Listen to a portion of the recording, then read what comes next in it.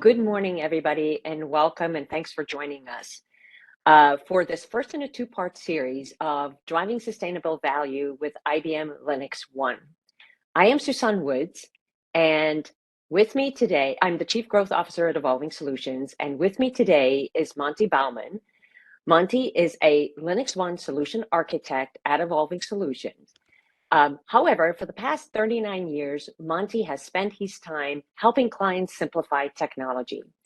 In his new role or current role as a LinuxONE solution architect, Monte works with clients to develop solutions that are risk mitigating and sustainable. And he'll share all of that with you here shortly. But before we get started, I would like to do a short introduction to you for those of you who don't know Evolving Solutions about Evolving Solutions. So to get us started is Evolving Solutions was started over 27 years ago by Jamie Gamach, our CEO and founder. We are headquartered in Minneapolis, Minnesota, with a focus on the upper Midwest, but we have large clients with both a national and an international presence. I'm sure all of you will agree with me that technology has become far more complex over the last 27 years, and the demands of the business to grow on the IT organization to be more agile and more flexible, more secure, just increases every day. All of this while you're expected to continue to deliver that same stability that you've always delivered. We work with our clients to modernize and automate their operations to deliver just that. As we look at the changes that are going on in the world, businesses are becoming much more complex. And again, IT organizations need to be more adaptable to take advantage of new technologies and of new operating models. We call that modern operations. And this chart really depicts where we are focused. So if you look at the core and in the middle, you see platforms. And these are the things that we've been working on with our clients for many, many years. And we are steeped with experience in this area. But platforms are no longer just in the four walls of the data center. They are now in a data center, cloud, multi-cloud, hybrid environments. We work with our clients to modernize and create sustainable solutions on the platform side. And that's what Monte's going to spend some time talking to you about here shortly. If you look around the chart, you will also see the areas where we've continued to invest to support our clients in their modern operations journey. First, data accessibility and connectivity. This is making sure that people have access to the data they need access to, but more importantly, that they don't have access to the things they don't need access to. Through segmentation, SASE, and a variety of other technologies, we're working with our clients to develop not only strategies, but also to help them implement solutions to support this. Observability. Observability is really the anticipation or the knowledge that there will be a user impact before it ever happens, and doing this in an end-to-end fashion. We talk to our clients and everybody tells us they have lots of tools, but can they really see and anticipate this event and this impact on user experience? That's how we work with our clients. Data protection is probably the area that has most changed over the last many years, and I think we will continue to see a lot of change in this area. We leverage the experience that we've built in the core data center and data protection in the four walls and marry that with new expertise that we've developed and added to our team to help our clients develop strategies, because just because your data is in the cloud doesn't mean it's protected. Last but not least, pipelines and automation. This really is simply all about giving developers the ability to consume underlying technology very easily. And we do that by automating fundamental IT processes. This is how we avoid shadow IT. I can spend an hour talking about this, but that's not what we're here to do today. So without further ado, I'm going to hand it over to Monte Bauman. Monte? Good day, evolving folks. I am going to initiate the share of my screen, and while I do that, I'll introduce myself just a bit more. I'm a IBMer out of Columbus, Ohio. Been working in the LinuxONE and mainframe LinuxONE space for quite some time. I've developed a mural-based approach to exploring the nature of the technology. So this is one of the more fun things I get to do, is kind of brag about the technology and illustrate the nature of the technology. I'm going to start with kind of why we built the server the way we built it. And through the course of this particular presentation, we'll talk about the hardware. And then, as mentioned, we'll get into the workloads and the value prop a little bit in the next session. But we'll major today on kind of the LinuxONE hardware. And as we move through the LinuxONE hardware, we'll be talking about the performance and throughput and hardware-software synergies for the most part. But we'll be touching too on how we mitigate risks with our hardware designs and how ultimately we reduce costs because of the engineering potential that's done in our hardware. Now, we've been driven into the hardware designs by some really tough customers over the course of time. I mean, we basically serve the world's toughest workloads on this hardware platform. And by virtue of serving those world's hardest workloads over many, many years, this platform, this hardware has become hardened and performant, and it complies to audit and compliance issues. It complies to risk and risk mitigation capabilities. So it's really a hardware platform that's evolved and been driven by the customers using this platform into the form that I'm going to describe as extremely high performance, extremely high resilience, extremely high security. And of late, this sustainability issue has really become driving at the forefront. We're taking many calls and doing a lot of studies and a lot of work and analysis right in this sustainability space, looking at how this platform can drive down carbon usage, can drive down kilowatts and floor space, and there's been some terrific success stories and results. But it's been a long road. So this chart really aspires just to give us a little bit of background on where this platform's come from. And it kind of starts with this timeline back in 1999, where we did the initial ports of the Linux operating system. At the time, it was just an interesting, academic exercise. But it wasn't long before that academic exercise really turned into commercial value. And IBM and others partnered, and we evolved the ecosystem. We evolved the capabilities of the platform, pulling in more and more partners over time, until in 2015 we actually branded this thing. IBM branded the LinuxONE servers and set of servers and capabilities, and then in 2019 we partnered more deeply, you could say, as we acquired Red Hat into the IBM portfolio. The container world came along, and we'll be talking a lot about that container world in our next session. But as I continue to evolve today's hardware talk, it's noteworthy to see that about a month ago, here in 2022, we announced the latest and greatest LinuxONE server called the Emperor 4. And it's based upon a core that's very special, and we'll be talking about that basically next. Z has been, for the longest time, the LinuxONE platforms, LinuxONE platforms have been based upon the Z core, same core that the IBM Z platforms are based upon. Every Linux server provider has to pick a chip, has to pick a core, and the LinuxONE brand, you could simplify the world by saying that the core we picked was the Z core. And if we looked at, about 2.5 years ago, we did the Z15 core came out into the marketplace, and it was a really cool piece of technology. And it was very fast, 5.2 gigahertz in speed, out of order execution, super scalar pipeline.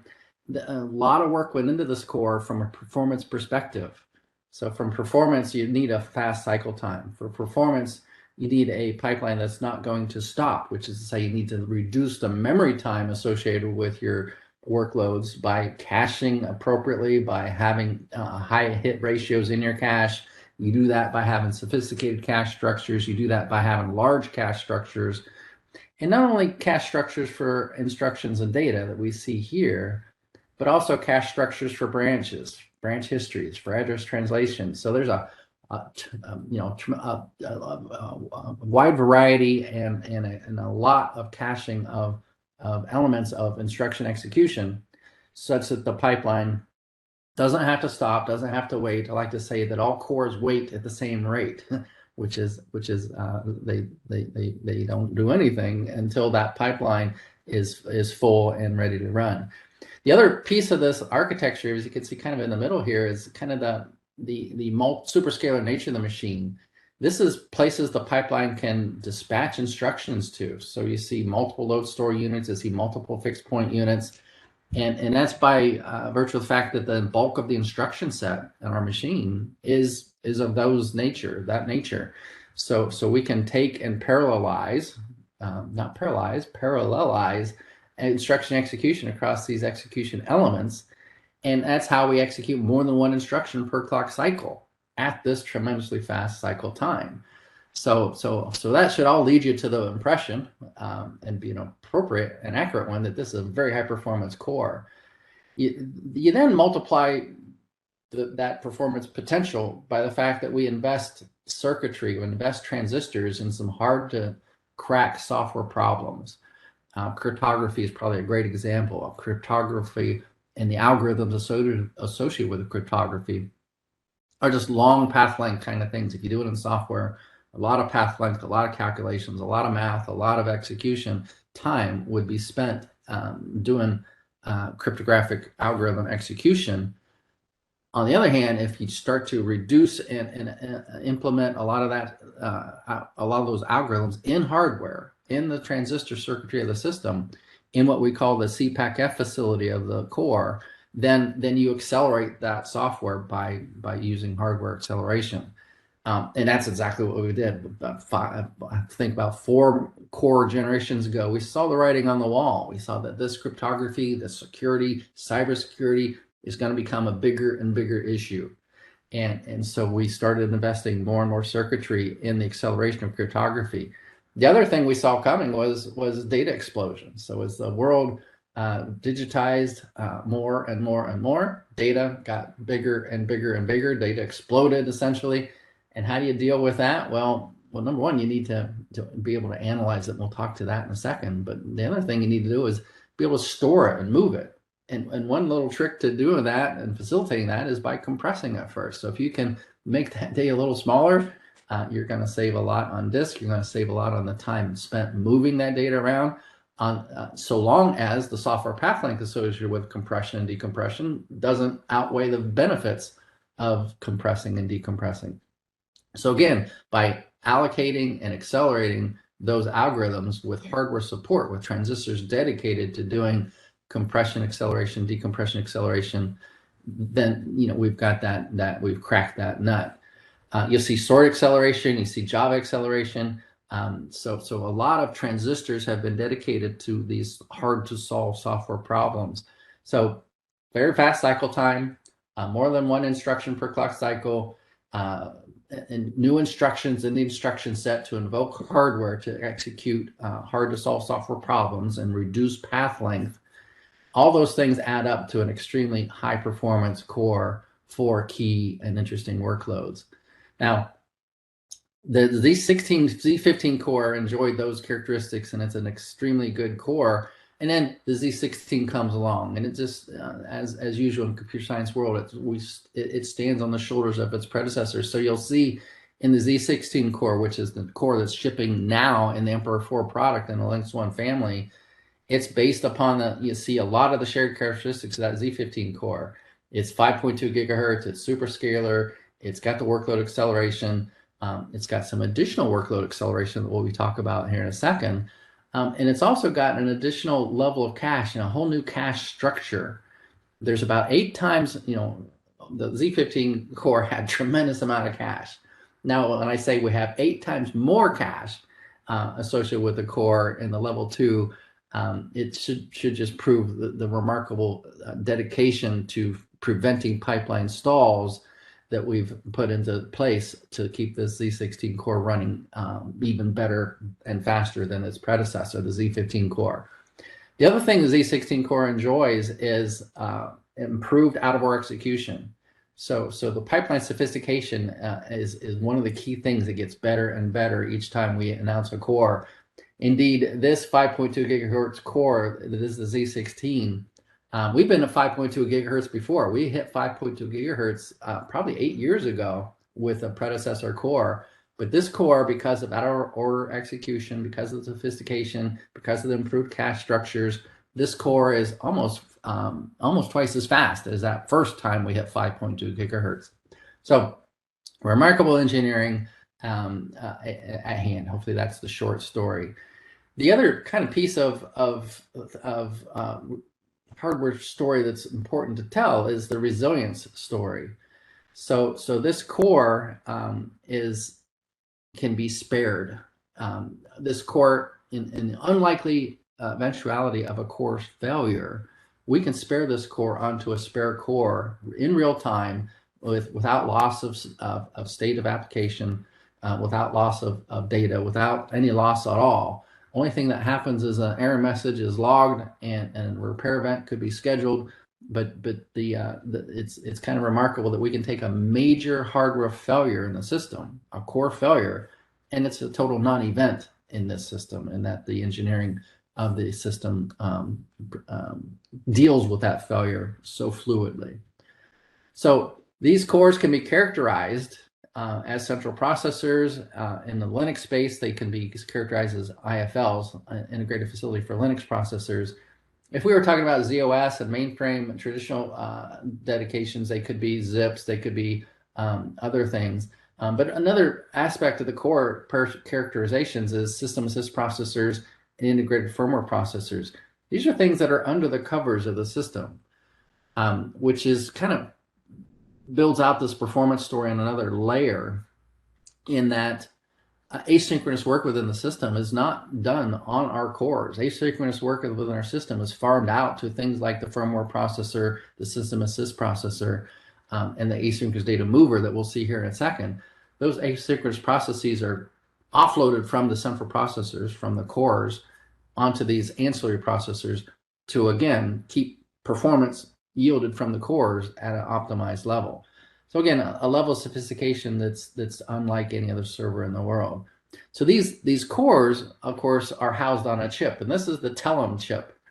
If you go to YouTube and search IBM Telum, spell it right, spell it like this, you'll see some really cool YouTube videos on the description of this core and the remarkable cache structure. The most of the time spent in those YouTubes is spent on two things. One, this cache structure, and two, the AI accelerator, which is enabled by the cache structure.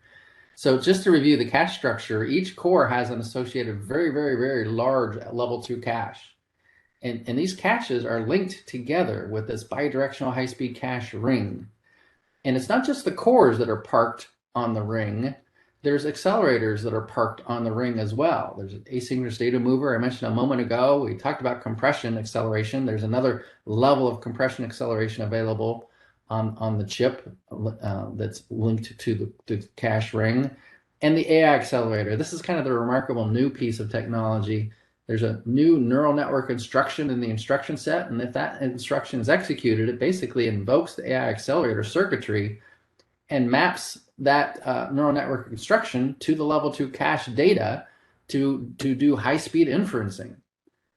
So it's remarkable in that now we're farming off to a very sophisticated neural network execution fabric, which is, if you looked at it, it'd look like a GPU. It looked like a field programmable gate array. It's a very sophisticated parallel structure, and it's just highly dedicated, highly optimized circuitry for doing neural network processing, which is what's AI inferencing depends upon. But the fact that it is parked on the ring and can get right to the instruction data without moving that data, which is unlike a GPU kind of facility where you would have to execute the instruction, say you want to farm that work out to the GPU. Well, that means you got to marshal that data, you got to put that data up, push it out to the GPU, transfer it out there, let the GPU do its thing, and then transfer those results back. There's a lot of time spent moving stuff around, as opposed to this configuration where we just execute on the main memory in place, and we can do that inferencing. Indeed, we've done some experiments, and we can show 300 billion inferences a day at less than a millisecond in execution time. The idea then being we can execute an AI model against almost anything. We can pervasively use AI to help with fraud detection, with cross-selling, with AI operations and operations management. We can do AI much more frequently, much more deeply in operational systems and in management systems with the low to no overhead now associated with inferencing that's presented by this AI accelerator capability.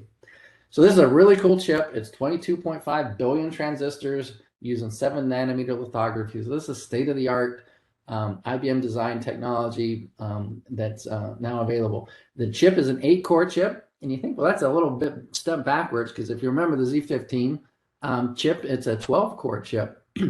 So we in a way took a step backwards, but in another way we took a step forward, because we now package this chip into a module. So we socket a 16-core socket, which we call a dual chip module. So these two chips are put together on a module. They're connected with an M bus, which is basically another ramp. So these two bidirectional cache rings, one of the off ramps of the ring, if you will, is the M bus, which links these two chips. So very, very high speed fabric. So this module is the next best thing to a 16-core chip. But we've got a packaging construct that's very, very effective.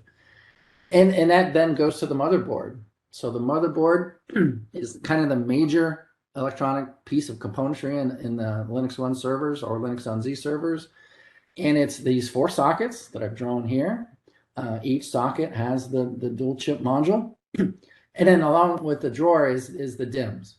So there's a fun DIMM story here. So we don't have RAM on a LinuxONE server. We have something called RAIM. So this is another aspect of the availability story of the system. And I'll also mention a security story in the system. But let me talk about RAIM first. RAIM is basically the sense that so some of these DIMMs are basically parity supplying DIMMs, which says if we have a major outage again, so we talked about how we could have a core outage a moment ago. What if we had an entire DIMM as it goes dark? We have a DIMM failure. In a RAIM memory array, that's okay, because we've got extra DIMMs and there's parity being applied across all these DIMMs, so we can rebuild and restore missing data from a failed DIMM at machine speed. There's no slowdown. We even have with the RAIM design, it's not really drawn in this picture, but there are 5 memory buses between the DIMM array and these sockets, and one of those memory buses could go bad. And again, we don't care. We care, but it doesn't slow us down. We may schedule repair action. We may deal with that when it's convenient. But in the meantime, again, no failure, no outage, no slowdown. The machine just keeps running at rated speed, and it's just due to that RAIM engineering.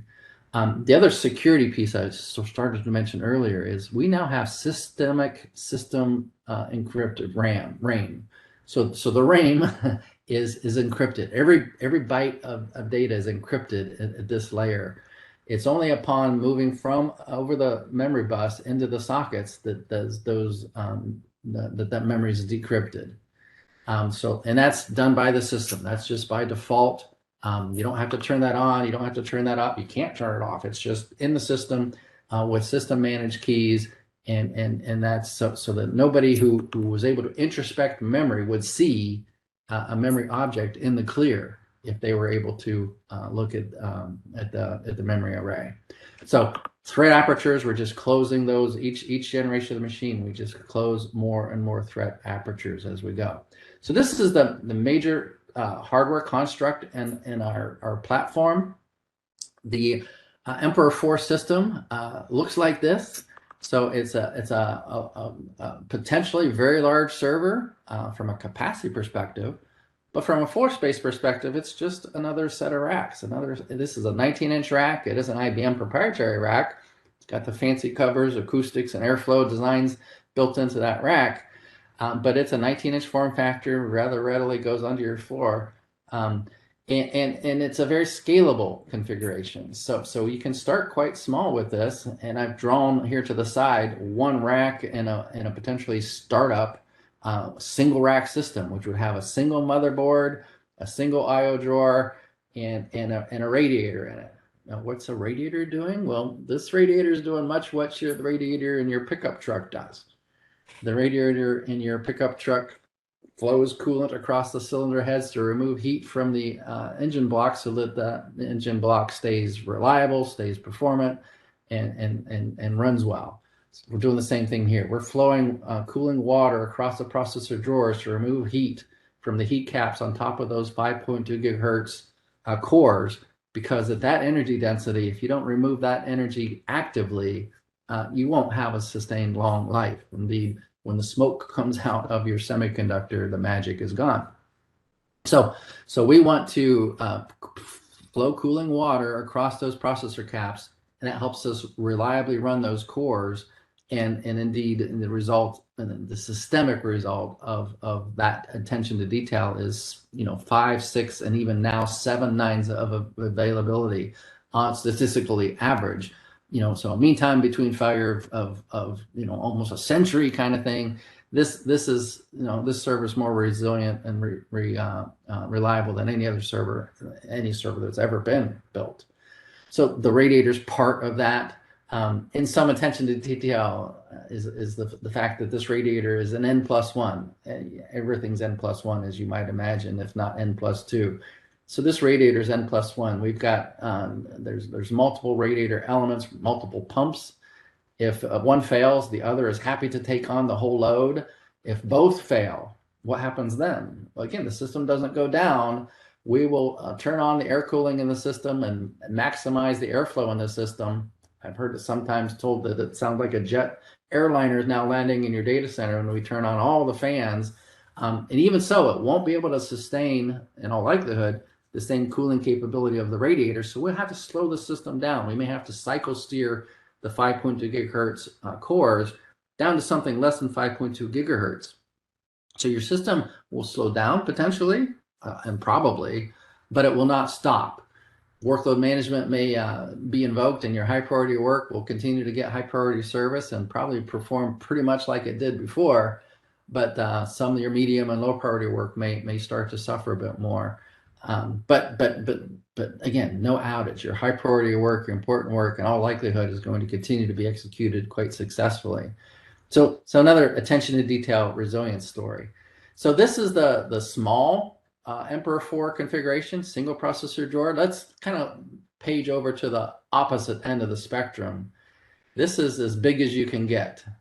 This is a 4 rack configuration, 4 frames. This has 4 processor drawers. The 2 in the middle have the processor drawers and the radiators driven in them. The IO drawers, and you basically get as many IO drawers as you have IO cards.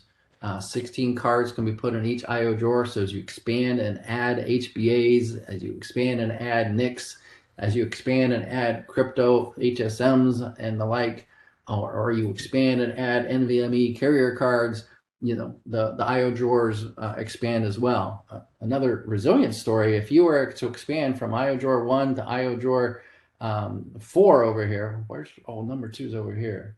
If it's a 2 racks, number 2 would be over here. So if you were in this single rack system over here and you added another rack, then you'd get the Z rack beside it. IO drawer 2 would be down here. You can add that second rack non-disruptively. You can add that second drawer non-disruptively. You can add all the IO cards in that second drawer non-disruptively. So there's a lot of non-disruptive upgrade capability, a lot of non-disruptive repair capability built into the system, again, with that attention to detail for resilience. So the system has 5 models, and they're basically aligned with the drawers. So one drawer system is called a Max 39. So this guy over here that I drew first, that's a Max 39. And that Max 39 actually means something. It also means something reasonable. It's funny that an IBM name actually could be debugged into something that's reasonably understandable. And that is, a Max 39 offers as many as 39 cores to be characterized on that processor drawer. If you're a LinuxONE system, that means you could have up to 39 IFLs, each in SMT2 mode, and therefore 78 threads of execution in a single drawer. If you were optimizing floor space and footprints, you might go to this 3-drawer system, which is a max 125. So you could have in a single rack 125 cores. If you're in SMT2 mode, that's 250 threads of execution in a single 19-inch rack with up to 10 terabytes of memory per drawer. So that's the maximum. So if you were if you spool this thing out to the end, it'd be a max 200, which is all 4 drawers populated with all high yield microprocessors, and with up to 10 terabytes per drawer, you'd have up to a 40 terabyte system. So that's quite a pile of hardware, quite a pile of capacity. And I've heard it told that if all of Black Monday's transactions, and I guess Black Monday's coming in a month or so, if all of Black Monday's transactions were run on a single server in the world, it could be this one. All of them would fit on this server. And this server would be something like 10% busy.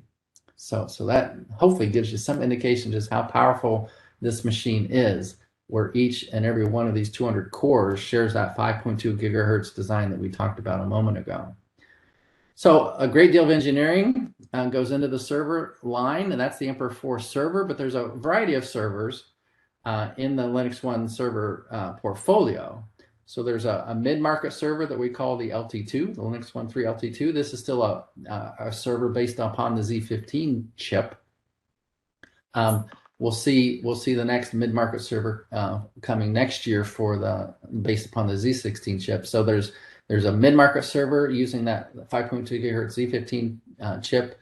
And I should say that this guy's an air-cooled system, so it runs at 4.5 gigahertz, as alluded to here. We don't have that radiator in the bottom of this guy. It's a lower cost, lower marketplace.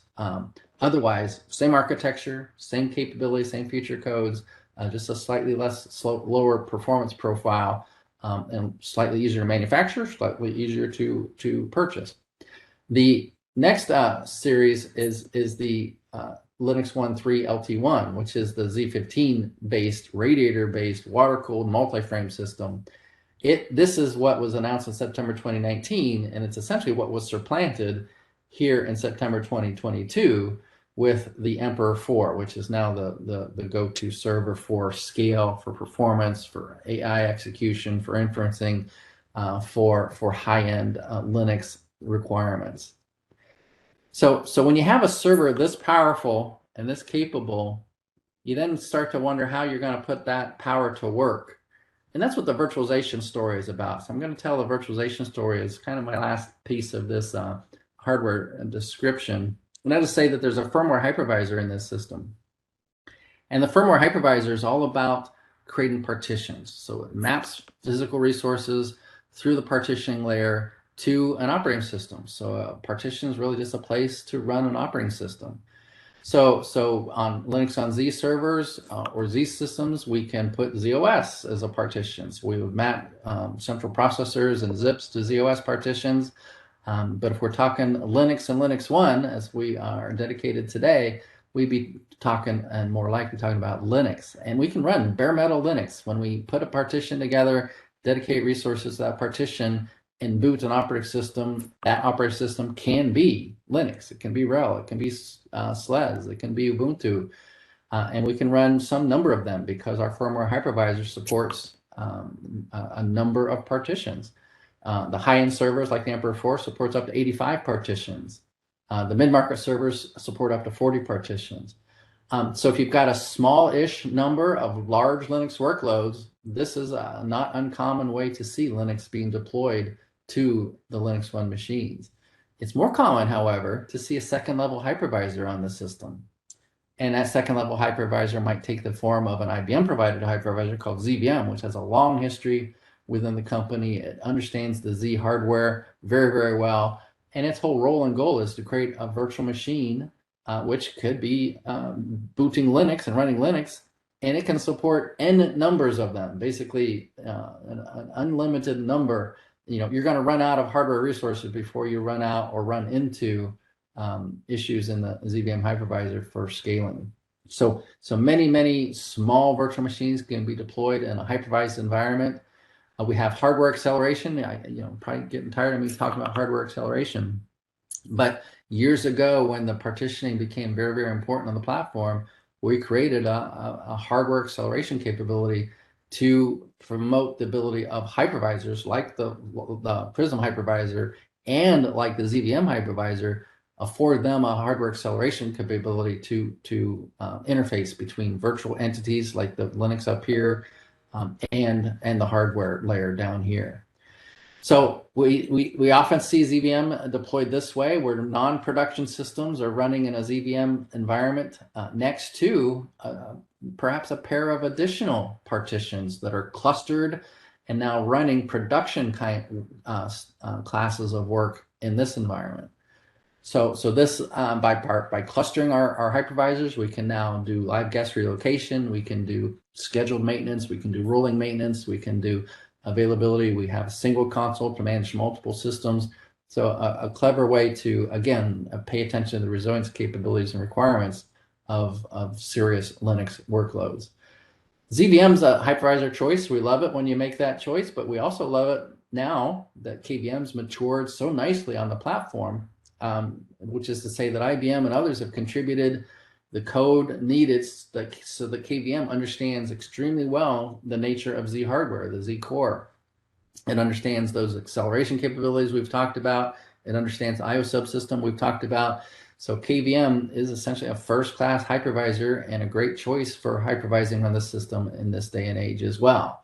So if you've got an open source bent or skills in the open source world, skills in KVM, because KVM can hypervise x86, KVM can hypervise power, KVM can hypervise, as we're seeing here, Z chips as well. So KVM is a popular choice and a very robust choice, even to the point where we've added recently an element of KVM hypervising called secure execution environment. And this essentially creates a trusted execution environment. So these Linux virtual machines up here on top of the secure execution environment are essentially encrypted, encapsulated in such a way that the administrator of the KVM layer can only start and stop, can only administer these things from an external perspective of it. The administrator cannot introspect these virtual machines, cannot come in and look at memory, cannot come in and snoop into that space. It's protected. So if you want technically assured security, and you want to run your Linux instances in a technically assured, trusted execution environment, this is a great choice. In part because it scales. Again, it's N. This secure execution environment has hardly any overhead, and it doesn't change the programming model. So a Linux app here, a Linux app here, they see and experience the same KVM, the same Z hardware. There's no changes to the programming model. Very little change to overhead, very little change to performance. So there's almost no cost to moving to trusted execution in this environment. So it's a great choice for things like IBM Cloud. And when you talk about or see HyperProtect branded elements of the IBM Cloud, this is the environment those are running in. So IBM's using this, and you too could use this in that fashion. So when we take this extremely versatile virtualization capability, these extremely smart hypervisors, and we take them to the next level, we can use something like the IBM Cloud Infrastructure Center to create infrastructure as a service capabilities really readily, really easily, and we can then deploy very large, interesting as a service-based infrastructure on this platform. Hundreds of Mongo instances, thousands of DB2 instances. So that thousands of OpenShift. So we can build out an automated Ansible Terraform-based infrastructure based upon a self-service portal, or we can even integrate through OpenStack APIs to other infrastructure service provider capabilities, like the VMware's vRealize capabilities can be integrated and linked to and through the Cloud Infrastructure Center, so that even from vRealize, we could say, let's define a virtual machine. Let's build a virtual machine. Let's start and stop a virtual machine. That virtual machine is over here on ZVM. while the console is over there on vRealize. So very interesting capabilities ensue by the use of Cloud Infrastructure Center. What that all leads to is a bit of value that I'll allude to because of the hardware structure. And that is we can take and run many cores worth of x86 workload on a fairly small number of Linux on Z cores, on a very small number of IFLs. We sometimes call that a core consolidation ratio. And so several customers have been gregarious enough to announce their consolidation ratios. Met Office is a great example. They're basically like a little like weather.com, but they're out of UK. They've seen a 14-to-1 consolidation ratio. So which means that when they picked up Oracle and moved those Oracle workloads over to off of x86 and onto LinuxONE, when they picked up Postgres and moved it from x86 over to LinuxONE, they basically saw for every 14 x86 cores they were using, now they're using one LinuxONE core. So the environment's simplified, the environment is consolidated, and where software bills are related to cores, those software bills are consolidated and simplified as well, which is to say a great way to lower the cost of computing.